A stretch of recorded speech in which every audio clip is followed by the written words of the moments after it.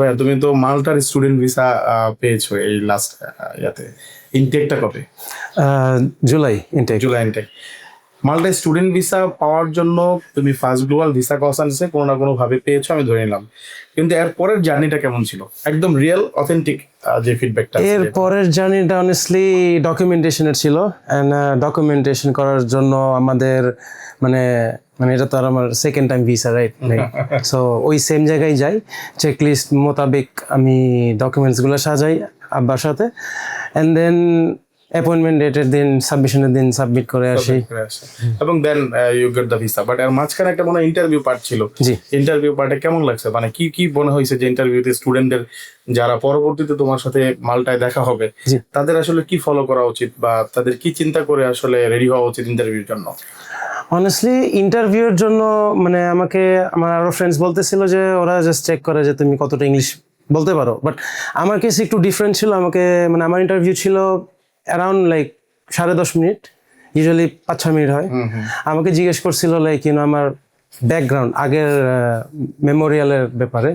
So আমি ওদেরকে honestly বলি যে আমার যে সিজিপিএ ইস্যু ছিল, so I didn't think like I'd be able to apply for bachelor. সো আমি যাচ্ছি যে কোর্স হচ্ছে লেভেল 5 আর কি, যেটা এমকিউ অফ লেভেল 4 এন্ড 5 যেটা bachelor equivalent. Okay fine. So এখানে তোমার কাছে কোনো মনে হয়েছে স্ট্রাগল করতে হয়েছে, বা কোথাও কোনো জায়গায় এমন কিছু যে স্টুডেন্টদের তাদের ফলো করলে তাদেরও তোমার মতো ভিসা পাওয়া সহজ হয়ে যাবে? কোনো টিপস বা টিক্স? টিপস আসলে না, মানে সবই মানে ভিসা তো সবই মানে মানে সৃষ্টিকর্তার উপর, তাই না? তো মানে আমার জাস্ট টেনশনটাই ছিল, বাট এভাবে এমনি এখন তুমি যে যাচ্ছ মানে একটা long journey, you should understand that একটা লং টাইম তোমার ফ্যামিলি থেকে বাইরে থাকতেছো, ঠিক আছে? এই জন্য তোমার তোমার বাবা আগেও এসেছে তোমাকে নিয়ে আমাদের প্রতিষ্ঠানে। সো তোমার ফিলিংস আসলে জানতে গেলে অনেক সময় আমার নিজের কান্না পায় যখন ছেলে মেয়েরা বাবা মা ছেড়ে দূরে যায়। সো এই মুহূর্তে তোমার কাছে কেমন লাগছে? যে ধরো মানে তোমার, আমি দুইটা জিনিস বলার চেষ্টা করছি। অবশ্যই বাবা মাকে ছেড়ে যাওয়া অনেক কষ্ট, আমরা হয়তো একটা ওসিলা ছিলাম যেখানে তোমার কিছুটা সহযোগিতা তোমাকে করতে পেরেছি। যে ড্রিমটা আমরা মনে করি যে শুধুমাত্র এখানে শেষ না, আমরা ফার্স্ট গ্লোবাল ভিসা কনসালটেন্সি সহ আমাদের পুরো পরিবার তোমার সবসময় থাকবে।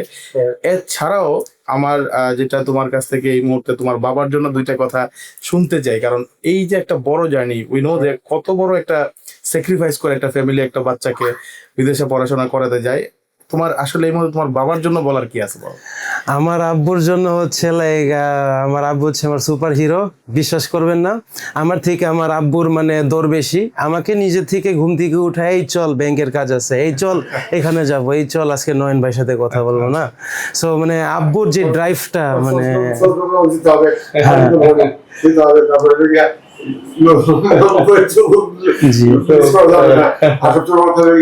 আমরা যেখানে আসছি এখানে এসে আমরা মানে খুব ভালো সার্ভিস পাইছি, প্রথমত কথা মানে আতিথেয়তা পাইছি খুব সুন্দর। আমার বিশ্বাস মানে যদি কারো ট্রাই করা উচিত, ঠিক আছে? আমি যেহেতু আমি খুশি, আমি আয়োজন এই কথা বলবো যাদের ট্রাই হিয়ার। আল্লাহ ভরসা। আমরা আঙ্কেলের কথা শুনে নিলাম, ওর কথা শুনলাম। সো আমরা মনে করি যে একটা স্টুডেন্টের মাত্র জার্নি শুরু। সো যদি কারো মাল্টার ব্যাপারে কোনো কিছু জানার থাকে, সে তো থাকলোই, তার তো ভিসা হয়েছে, সে মাল্টায় থাকবে, আপনারা তার সাথে কথা বলতে পারেন, জানতে পারেন। ইভেন আমরা তো ফার্স্ট গ্লোবাল আছি, যতটুকু সহযোগিতা করার আমরাও চেষ্টা করবো। ধন্যবাদ, দেখা হচ্ছে পরের কোনো। আসসালামু আলাইকুম।